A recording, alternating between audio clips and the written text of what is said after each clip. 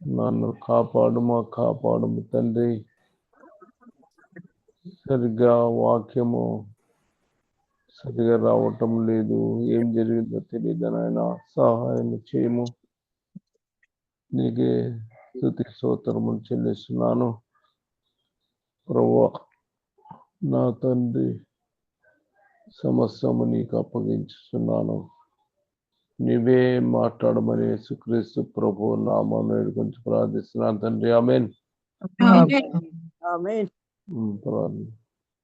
సర్వోత్తర దేవుని కుమారుడు నజరేయుడైన యేసుక్రీస్తు ప్రభువా, నీ పాదములకు వందనాలు, స్తోత్రములు దయగల తండ్రి, కృపగల దేవా, నీకు వందనాలు, స్తోత్రములయ్యా. నిన్న ఉదయకాలంలో సజీవ లెక్కలు ఉంచిందేవా, నీకే స్తోత్రాలు. నీ పాదాలకు వెళ్ళేని వందనాలు యేసుక్రీస్తు ప్రభువా, నీకే స్తోత్రములయ్యా. అయ్యా, గ్రూపులో ఉన్న సరే నా సహోదరులను ప్రభావ చేసిన కుటుంబ సభ్యులు చేసిన ప్రతి అపరాధ దోష పాపము దయతో క్షమించండి అయ్యా. నీ రక్తంతో కడగండి, పరిశుద్ధపరచిన నాయన. ఎవరెవరు అనారోగ్యంతో ఉన్న బిడ్డలందరూ మీరు జ్ఞాపకం చేసుకోండి అయ్యా. సంపూర్ణమైన స్వస్థత దయచేయండి అయ్యా. లేవనెత్తండి నాయన, నీకే స్తోత్రములయ్యా. యేసుక్రీస్తు ప్రభువా, నీ పాదములను బోధాడుతున్నాం నాయన. సహాయం దయచేయండి. గ్రూప్ లో ఉన్న ప్రతి ఒక్క బిడ్డల పేరు జ్ఞాపకం చేసుకోండి అయ్యా. అయ్యా, ఇది నాయన ప్రభా, నీ బిడ్డలు నాయన వాక్యం ప్రకటించుండగా నాయన ఇద్దరు బిడ్డలు మీరు స్వాధీనపరచుకోండి అయ్యా. అయ్యా, మీ చిత్తం ఏమైనా మా పట్ల తెలియచేయండి. మీరే మహిమ పొందమని అయ్యా. నా భర్తను, నా కుటుంబ సభ్యులు, మీ అందరూ చేసిన అపరాధ దోష పాపం కూడా దయతో క్షమించిన ప్రార్థన మీరు చెవికి ఆలకిస్తున్నా, నమ్ముతున్నాను ఆయన. విశ్వసించు దేవుని చూసాను, సెలవిచ్చి దేవునికి విశ్వాసంతో అడుగుతున్నాను ఆయన. పాదములు పట్టుకుని అడుగుతున్నాను. ప్రత్యక్షలను పేరు జ్ఞాపకం చేసుకొని మీరే మహిమ పొందమని, సర్వకాల సర్వసు తోడు నీడగా జీవించమని నజరేయుడైన యేసుక్రీస్తు ప్రభు నామమున వేడుకొంచు ప్రార్థిస్తున్నాను తండ్రి. ఆమేన్. ఆమేన్. హల్లెలూయా. హల్లెలూయా.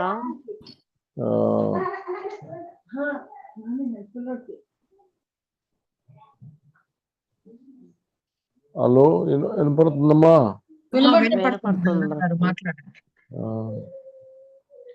అందరూ ఎలా ఉన్నారు?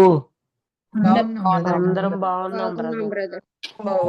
ఇక్కడ నాకు ట్రబుల్ అయిందమ్మా, ట్రబుల్ అయింది, సరిగ్గా కుదరలేదు. అందువల్ల టైం పడుతుంది, అయినా పర్వాలేదు. హల్లెలూయా. హల్లెలూయా. యోహాను 12:19 వచనము చదవండమ్మా. యోహాను 12:19. కావున పరిసయ్యులు ఒకరితో ఒకరు మన ప్రయత్నములు ఎట్లు నిష్ప్రయోజనమైపోయినవో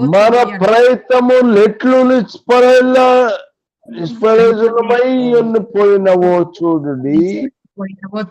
ఇదిగో లోకము ఆయన వెంట పోయినదని చెప్పుకొనుడి. ఇదిగో లోకము ఆయన వెంట పోయినదని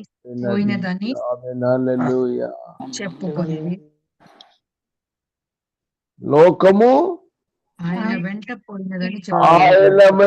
పోయినది. ఆమె హల్లెలూయా.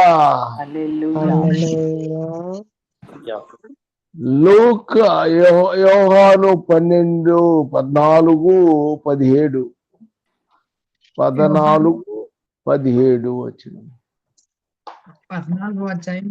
వచ్చిన 12లోనే కదా. సియోను కుమారి భయపడకము, ఇదిగో నీ రాజు.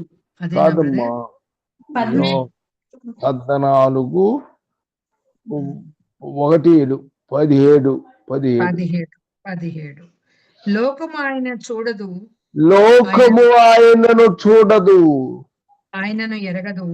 ఆయనను ఎరుగదు, కనుక ఆయనను పొందనేరదు. ఆమేన్. హల్లెలూయా. మీరు ఆయనను ఎరుగుదురు. మీరు ఆయనను ఎరుగుదురు. ఆయన మీతో కూడా నివసించును, ఆయన మీకు తోడుగా ఉన్నాడు. ఆమేన్. మీలో ఉండును. కాబట్టి ఇదిగో లోకము ఆయన వెంట పోయినది అని చెప్పుకున్నారు. కానీ యాక్చువల్ గా లోకమంతా ఆయనను చూడదు, ఆయన ఆయనను చూడలేదు, చూడనేరదు, ఆయనను ఎరగదు, ఆయనను ఎరగదు. కనుక ఆయనను పొందనేరదు. పొందనేరదు. కాబట్టి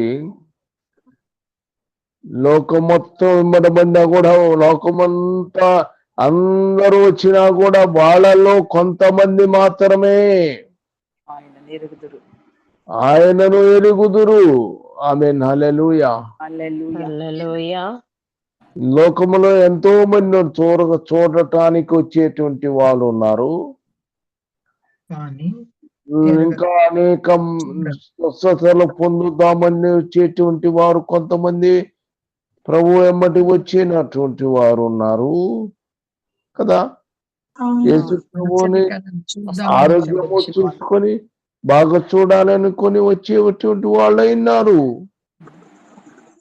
ఇంకా అనేక రకాలైనటువంటి వారు లోకములో మనుషులు ఉన్నారు. కానీ వాళ్ళెవరు కూడా ఆయనను పొందనేరరు. కొద్ది మంది ఆయన ఏర్పరుచుకున్నటువంటి వారు మాత్రము ఆయనను ఎరుగుదురు, ఆయనను ఎరిగి ఉన్నారు. ఆమేన్. హల్లెలూయా. మొదటి యోహాను 2:16. మొదటి యోహాను 2:16. లోకములో ఉన్నదంతయు అనగా శరీరాశయు, నేత్రాశయు, జీవోడంబమును తండ్రి వలన పుట్టినవి కావు. తండ్రి వలన పుట్టినవి కావు, అవి లోక సంబంధమైనవి. చూడండి, ఇదిగో లోకము ఆయన వెంట వెళ్ళిపోయినది అనుకున్నారు. వాళ్ళు అనుకుంటున్నారు లోకమంతా ఆయన మట్టుపడ్డారని. కానీ వాళ్ళు ఏం చేస్తున్నారు? వాళ్ళ అవసరాల నిమిత్తము, వాళ్ళు జబ్బులు నిమిత్తము ఏదో ఒక రకంగా ఆయన మట్టు వస్తున్నారు. కానీ వాళ్ళు ఆయనను చూడలేరు. ఆయనను చూడలేడు, ఆయనను ఎరగడు, ఆయనను పొందలేరు.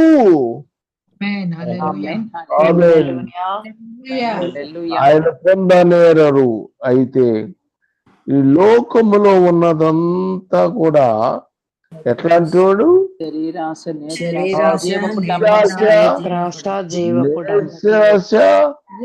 జీవపు డంబము. ఈ శరీరము, నేత్ర, జీవపు డంబము, ఈ మూడు రకాలు. ఈ కావాల్సింది ఇది ఎక్కడి నుంచి వచ్చినాయి? మనిషి వల్ల. దేవుడు వాళ్ళకి కలుగజేయలేదు. అవి తండ్రి వలన పుట్టినవి కావు, అవి లోక సంబంధమైనవి. ఇప్పుడు లోకములో మనుషులుగా ఉన్నటువంటి ప్రతి ఒక్కరూ కూడా ఈ లక్షణాలు ఆ వ్యక్తిలో ఉన్నాయా లేవా అని పరిశీలన చేసుకోవలసిన బాధ్యత మన మీద ఉన్నది. ఆమేన్. మిమ్మల్ని మీరు పరిశీలన చేసుకోండి. శరీరాశ మీలో ఉందా? చూసుకోవాలి, జాగ్రత్తగా పరిశీలన చేసుకోవాలి. ఉందా? కళ్ళకి కనబడినవి అన్నీ కావాలి అనుకుంటుంది. శరీరానికి కావలసినవి అన్ని కావాలి ఎమ్మడబడతారు. శరీరము కళ్ళకి కనబడినవన్నీ బ్రహ్మాండంగా చక్కగా కనబడితే దాన్ని ఎంబడించి పరిగెత్తుతారు. ఇంకా జీవపు డబ్బు కలిగిన వారు, వాళ్ళకి అహంకారం కాస్త ఎక్కువ కాదా? కాస్త ఎక్కువ ఉంటది. కానీ మన ప్రభు అయిన యేసుక్రీస్తులో శరీరాశ లేదు, నేత్రాశ లేదు, జీవపుడంబము లేదు. ఆయన నిన్ను విశ్వాసం ఉంచిన వారు కూడా అవన్నీ కలిగి ఉండరు. ఆమేన్. హల్లెలూయా. కాబట్టి ప్రతి విషయాన్ని జాగ్రత్తగా పరిశీలించుకోవాల్సిన బాధ్యత మన మీద ఉంది. మనం పరిశీలించేటప్పుడు శరీరాశ, అలాంటి లక్ష్యం వచ్చిందా నాకు? నో, రావటానికి లేదు.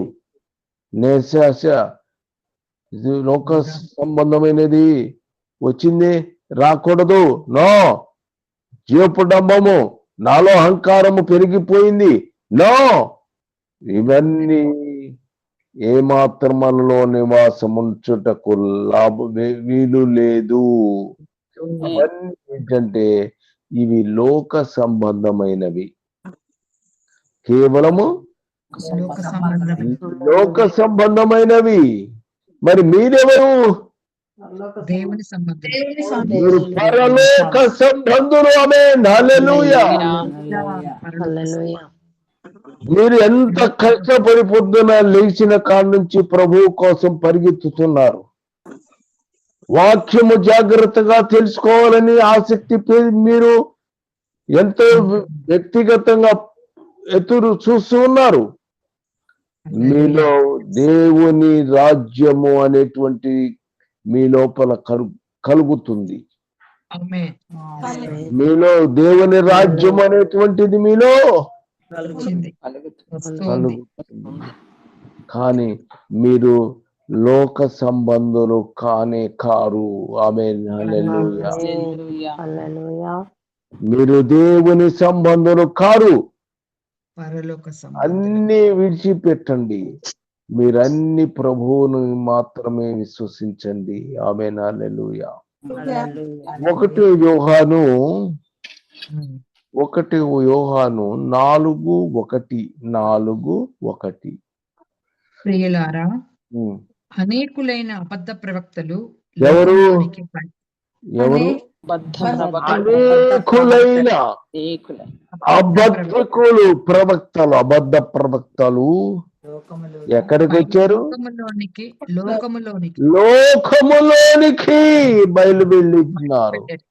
కనుక లోకములోకి బయలువెళ్ళినారు.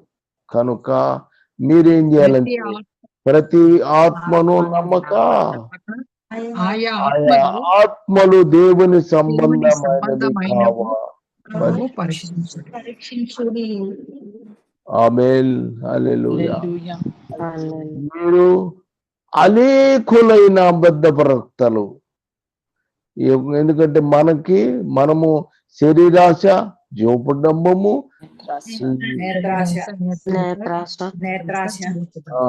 ఇలాంటివన్నీ కూడా ఇవన్నీ కూడా ఏమో మన దగ్గరికి రాదు. వాటిని మనం రానివ్వము కదా. మీలో ఎవరు కూడా రెండు ఉంటాయి. కాబట్టి ఈ 3 శరీరాశ, నేత్రాశము, జీవపుడంబము మీలో ఉండవు. కాబట్టి ఇప్పుడు మధ్యలో వాడేం చేస్తాడు? అబద్ధికుడు. అనేకులైన అబద్ధ ప్రవక్తలు. నువ్వెలా ఉండవు? శరీరాశ నీకు లేదు, నేత్రము నీకు లేదు, జీవపుడంబం లేదు. మీరంతా దేవుని రాజ్యానికి సంబంధించిన వ్యక్తులు. అయితే అనేక మంది అబద్ధ ప్రవక్తలు మనం ఎక్కడున్నాం? ఈ లోకములో జీవిస్తున్నాము కదా. మనము ఈ లోకములో జీవిస్తున్నాము. మనము పరలోక సంబంధులు అయినప్పటికీ అందుకని సాతాను ఏం చేస్తాడు? అబద్ధ ప్రవక్తలు కొంతమందిని లోకములోనికి బయలుదేరారు. వాళ్ళని పంపించాడు అందరిని వరుసనే. ఇంకా మాట్లాడితే అబద్ధ ప్రవక్త ఎంత చక్కగా ఉంటది అంటే ప్రవక్త అబద్ధ ప్రవక్త అబద్ధం చెప్తాడు. రెండు తేడా. నిజమైన ప్రవక్త అయితే ఆత్మ సంబంధమైన ఖచ్చితంగా ఆత్మ సంబంధమైన విధానములో మాట్లాడతారు. గట్టిగా చెప్తాడు. ఆ దేవుని ప్రవక్త అలా ఉంటాడు. ఇక అబద్ధ ప్రవక్త ఎలా ఉంటాడు? ఏం చేస్తాడు? అబద్ధము అబద్ధము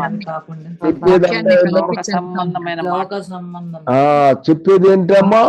అబద్ధము. అసలు నీతో మీకు అర్థమవుతుంది, అన్ని గ్రహించగలరు. ఆమేన్, హల్లెలూయా. దేవుని ప్రవక్త ఖచ్చితంగా జరిగి తీరుతుంది. ఆమేన్. అబద్ధ ప్రవక్త మాటలు జరగవు. అబద్ధము చెప్తారు. అట్లాంటి వాడు లోకములో బయలుదేరాడు. ఎక్కడికి ఉంటాడు? ఎవడు కావాలకి విశ్వాసుల మధ్యకి చేస్తాడు. వాడు ఎక్కడికి వెళ్తాడు? ఎక్కడికి వెళ్ళి అబద్ధ ప్రవక్తలను పోగు చేసి వారికి ఉపయోగమైంది? విశ్వాసుల మధ్యలోకి వస్తాడు.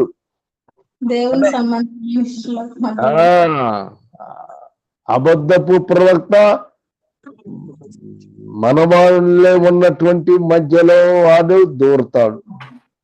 అప్పుడు మనం ఏం చేయాలి? కనుక ప్రతి ఆత్మను నమ్మక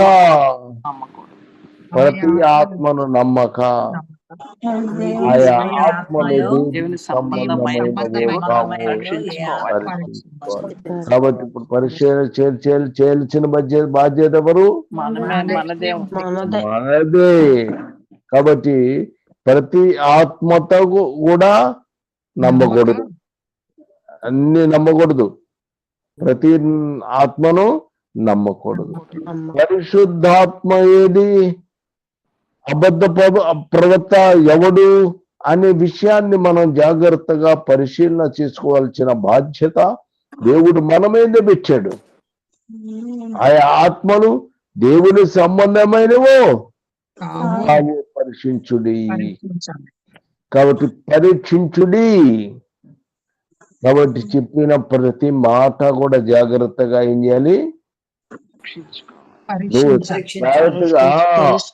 కాబట్టి ప్రతి మాట, మనతో మాట్లాడే ప్రతి మాట దేవుని సంబంధమైనదా కాదా అని మనం తెలుసుకోవాలి.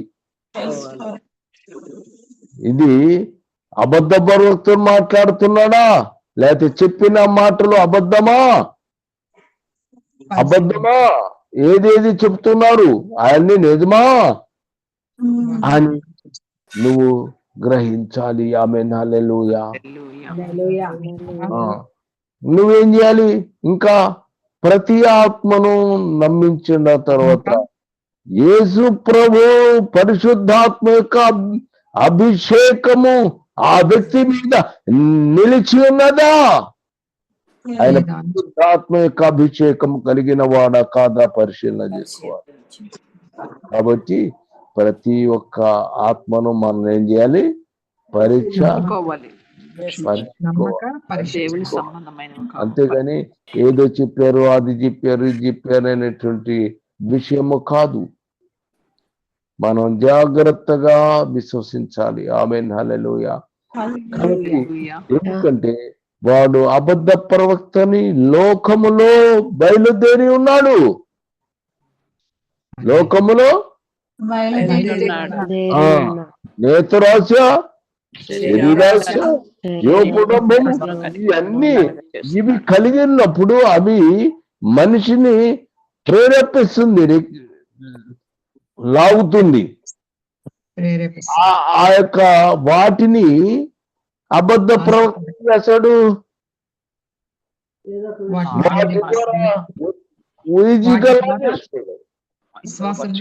వాడు ఎమ్మటే లాగేస్తాడు కదా. అది కనుక అవి లేకపోతే పరలోక రాజ్యము వారసులు మీరు కనుక అయితే ఈజీగా మీరు అబద్ధ ప్రవర్తనను ఈజీగా పట్టుకుంటారు. ఆమేన్. హల్లెలూయా. హల్లెలూయా. మీరు అబద్ధ గట్టిగా, ప్రవర్తన ఎవరో తెలుసు. ఎందుకంటే ఆయన లోకము ఆయనను చూడదు, మీరు ఆయన్ని చూడలేరు. ఆయన మాలో కాబట్టి ఉన్నాడు కాబట్టి మనము ఎలా ఉన్నాము? ఆయనను చూసాము, ఆయనను మనము పొందుతాము. మీతో కూడా మీలో నివసిస్తాడు, మీలో ఆయన మనలో నివసిస్తాడు. ఆయన కాబట్టి ఆయన మనలో ఉంటాడు గనక జీవపుడంబము, శరీరాశ, జీవపుడంబము, నేత్రాశ, ఇలాంటివన్నీ మనలో ఎంత మాత్రమో నివసించడకు వీలు లేదు. చోటు లేదు మనలో. మనలో ఏమాత్రం చిన్న స్థలము కూడా లేదు. ఆమేన్. లోకము మనము కలిగి ఉన్నాము, లోకములో మనము జీవిస్తున్నాము. కానీ చెప్పిన 3 లక్షణాలు మాత్రం మనలో ఉండవు. అప్పుడు అబద్ధ ప్రవక్త కూడా ఏం చేస్తాడు? లోనకి వాడు రాలేదు. పరిశుద్ధాత్మ అభిషేకాన్ని మనం పొందుతాము. కాబట్టి అది దేవుని సంబంధమైనదో కావు అని పరీక్షించుడి. నువ్వు పరీక్షిస్తే నీకెవరు దొరికిపోతారు? అబద్ధ ప్రవక్త దొరికిపోతాడు ఒకని. ఆమేన్. ఆమేన్. హల్లెలూయా. దేవా మహోన్నతుడా యేసుక్రీస్తు ప్రభువా, నాయన ఇప్పుడు చెప్పిన మాటలు నేను చెప్పాను ప్రభువా, నాకు శక్తి లేదు. యేసయ్యా, నువ్వేమి మాట్లాడమన్నావు అదే మాట్లాడాను కనుక సమస్త కీర్తి, ఘనత, మహిమ, ప్రభావము నీకే చెల్లించుతున్నాను. మా యేసుక్రీస్తు ప్రభువా, నువ్వు మాట్లాడు మా నాయనా, నీవు మాట్లాడు ప్రభువా. మేమందరము చేస్తున్నాము, నువ్వు మాట్లాడతావు, వింటాము, మేము వింటాము. మేము పరిశుద్ధమైనటువంటి జీవితము కొనసాగించుకొని మా జీవిత పర్యంత వరకు నీకు నమ్మకస్తులుగా ఉండునట్లుగా సహాయము చేయమని మేము ఏకాటికి నాయనా నీ బిడ్డలుగా మేము లోకములో ఉండాలని ఆశపడుతున్నాం. యేసుక్రీస్తు ప్రభువా, ఎవరిని విడిచిపెట్టద్దు నాయన. ప్రతి ఒక్కరూ నీ రాజ్య సముఖంలో జీవించులాగా సహాయము చేయమని జేయుడైన యేసుక్రీస్తు ప్రభు యొక్క నామమున ప్రార్థిస్తూ వేడుకొనుచున్నాను. ఆమేన్. హల్లెలూయా. ఆమేన్. హల్లెలూయా.